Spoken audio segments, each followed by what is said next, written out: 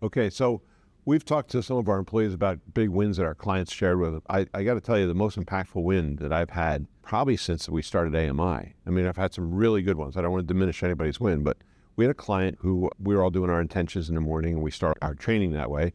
And he said, the reason I'm here is I was an associate of Dr. Morris, who was one of Dr. Carberry's associates, and he bought one of his practices. And I really appreciated while I worked for him, all the wins and all the systems and everything worked really smooth and great. And I thought, what a great practice. And when I finally decided to start my own practice, I figured I'll do that in the future. Right now, I'm just going to start my practice. So he didn't join AMI, and we didn't even know he was considering it. But he had a patient who he said he saw the patient, and it was somebody who was referred to him by somebody else. Let's say it was Mary, and she was referred by Joe. I'm just making those names up.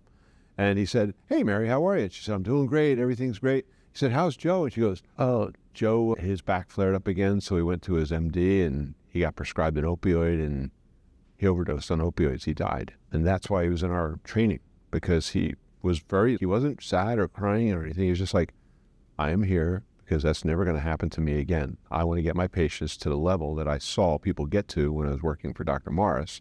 And that is a complete health transformation.